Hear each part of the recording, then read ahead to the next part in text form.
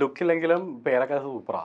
അപ്പോ നമ്മളൊരു ഫാഷൻ ഒരു സംഭവത്തിലേക്കുമ്പോൾ കുറച്ചൊരു പേരിലൊക്കെ ഒരു ഒരു ഒരു ഒരു ഗുമ്മ ഇരുന്നോട്ടെ എന്ന് വിചാരിച്ചു. അപ്പോൾ നെവിനെ കുറിച്ച് പറയാന്നുണ്ടെങ്കിൽ നെവിൻ ആങ്കർ ആണ്, കോണ്ടന്റ് ക്രിയേറ്റർ ആണ്, ഇന്റീരിയർ ഡിസൈനർ ആണ്, ആർട്ടിസ്റ്റ് ആണ്. ഇനി കൈ വയ്ക്കാത്ത മേഖലകളില്ല. ഇപ്പോ ചെയ്തുകൊണ്ടിരിക്കുന്ന ഫാഷൻ കൊറിയോഗ്രാഫർ ആണ്. അതെ, ഫാഷൻ കൊറിയോഗ്രാഫി. അത് എൻ്റെ ആത്മാർത്ഥ സുഹൃത്ത് അഭിഷേക് ആൻഡ് നെവിൻ, ഞങ്ങള് ഇങ്ങനെ വെറുതെ സംസാരിക്കുമല്ലോ, അങ്ങനെ പെട്ടെന്നൊരു ദിവസം നമ്മളങ്ങനെ ചെയ്യാന്ന് വിചാരിച്ചു, അങ്ങോട്ട് ചെയ്തു. ഐബാവൻ എന്നാണ് നമ്മളുടെ ബ്രാൻഡിന്റെ നെയിം.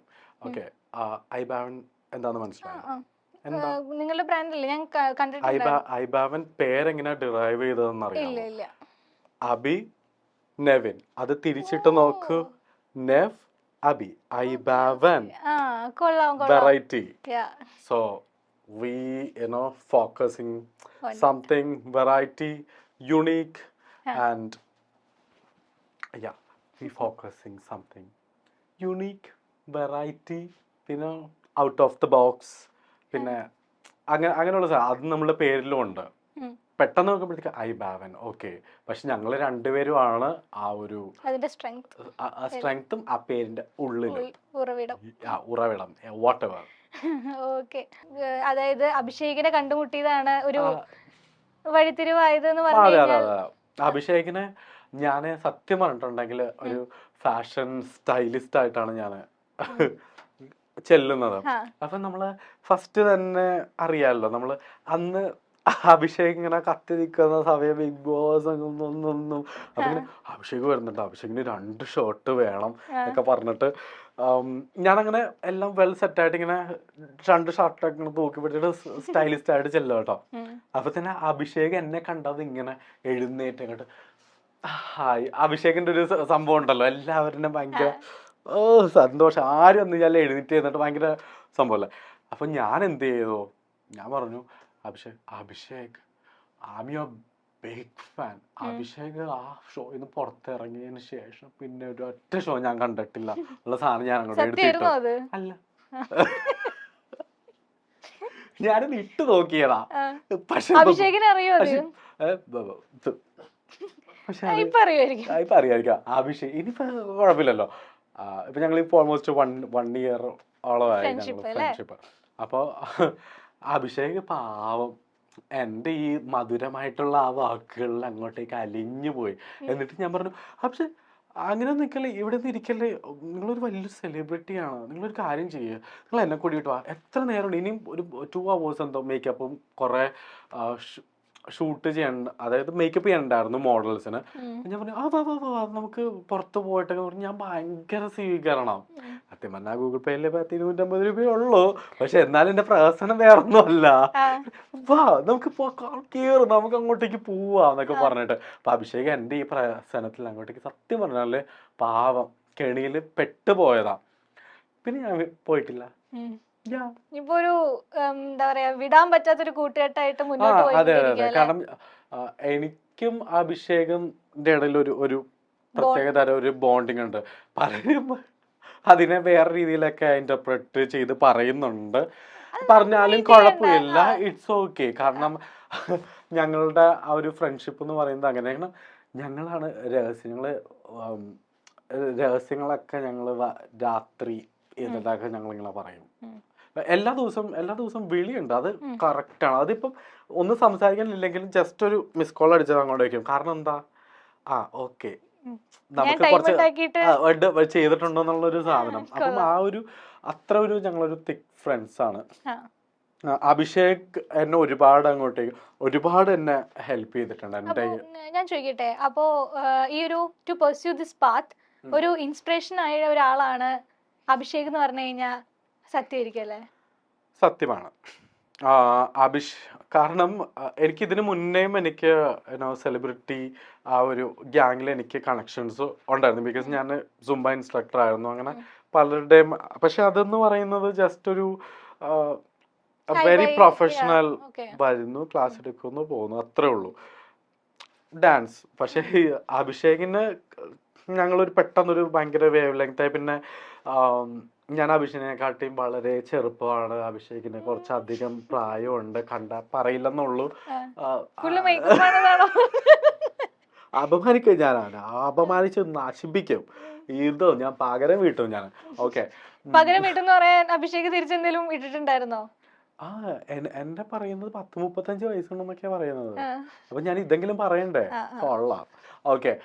അപ്പം പിന്നെ അഭിഷേക് പെട്ടെന്ന് ഞങ്ങൾ ആ ഒരു വേവ് ലെങ്ത്തിലേക്ക് എത്തി.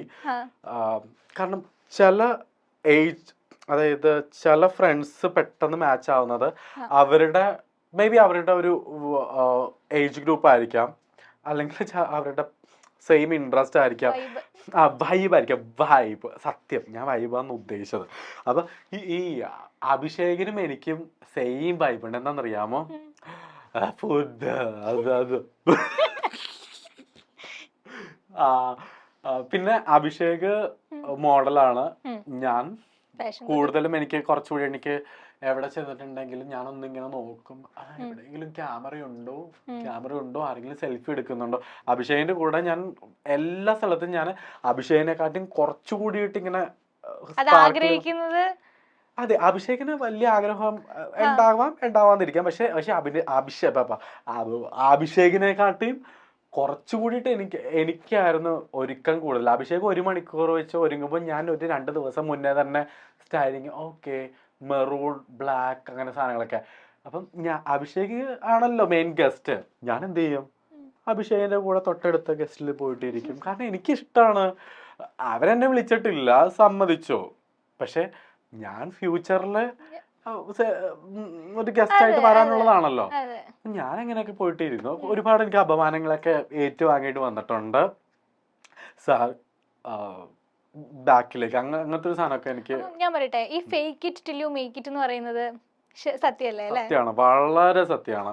കാരണം ഒന്നുമില്ല, എനിക്ക് ഒന്നും ഉണ്ടായിട്ടില്ലായിരുന്നു, ഫാഷൻ ഒരു കണക്ഷൻ ഒന്നുമില്ല. പക്ഷെ നമ്മൾ ആ ഫേക്ക് ചെയ്ത് വരുന്ന ആ ഒരു സമയത്താണ് നമ്മളുടെ അബോധ മനസ്സ്, ഓക്കെ, ഇന്ന് നിനക്ക് രക്ഷയില്ല, ഇന്ന് നീ പച്ചക്കറി വാങ്ങിക്കാൻ വേണ്ടി പോകുമ്പോഴും you have to think about your outfit, styling, walk like a fashion choreographer.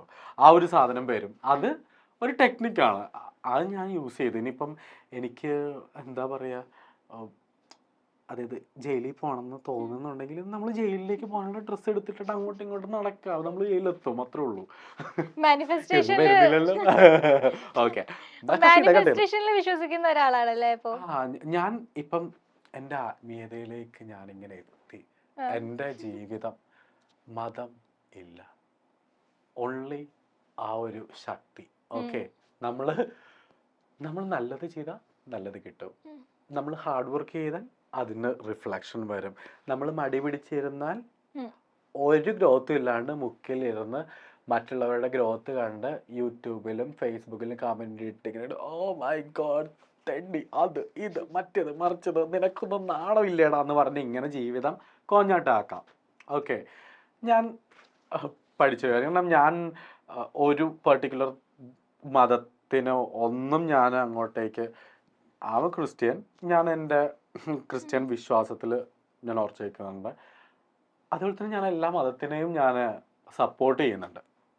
കാരണം അത് ഓരോരുത്തരുടെ ഇഷ്ടമാണ്. അതിന് എന്നിട്ട് എൻ്റെ മതമാണ് വലുത്, നിന്റെ ക്രിസ്തു ആണ് സൂപ്പർ, എൻ്റെ ക്രിസ്തു മറ്റേ വീഞ്ഞുണ്ടാക്കി, നിങ്ങളുടെ കൃഷ്ണനെ എന്തെങ്കിലും ഉണ്ടാക്കാൻ അറിയോ, ആ ഒരു സാധനമൊന്നും എനിക്കില്ല.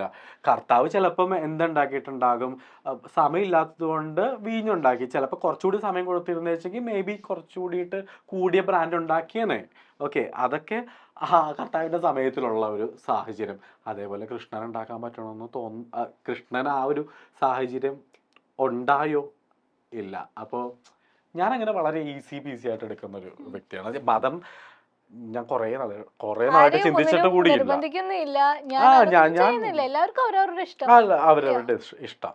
ഞാനിപ്പം എൻ്റെ ഇഷ്ടത്തിന് തോന്നിയവാസിയായിട്ടല്ല നടക്കുന്നത്. അതേപോലെ അവരുടെ ഇഷ്ടത്തിന് നിങ്ങൾക്ക് ഇഷ്ടമുള്ള ആൾക്കാർ പ്രാർത്ഥിച്ചോളൂ, തിരി കത്തിച്ച് പ്രാർത്ഥിച്ചോളൂ. ഞാൻ ഇപ്പം എന്താ പറയുക, ഞാൻ പ്രാർത്ഥിക്കും കേട്ടോ. ഞാൻ വിശേഷപ്പെട്ട ദിവസങ്ങളിൽ മാത്രം പ്രാർത്ഥിക്കും. കാരണം എല്ലാ ദിവസവും നമ്മൾ ഒരാളിനെ തന്നെ ഒരു ബന്ധു വന്നിട്ട് സുഖമാണോ എന്ന് ചോദിച്ചാൽ നമുക്ക് വല്ല വാല്യൂ ഉണ്ടാകോ?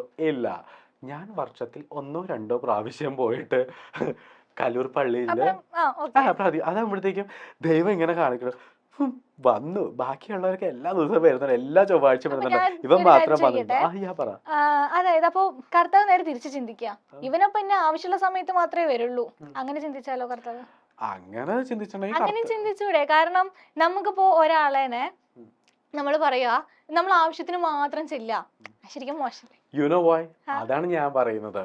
ഞാൻ ചെയ്യുന്നത് എൻ്റെ അതായത് താൻ പാതി ദൈവം പാതി എന്നാണ്. പക്ഷെ അല്ല, താൻ 3/4 പാതി ദൈവം 1%. അതാണ് കണക്ക്. എനിക്ക് ഞാൻ ഹാർഡ് വർക്ക് ചെയ്തിട്ട് ഏറ്റവും അവസാനം അതായത് 10 മെഴുകുതിരി വാങ്ങിക്കും, അതിന്റെ അകത്ത് ഒരെണ്ണം ഞാൻ കൊടുക്കത്തുള്ളൂ.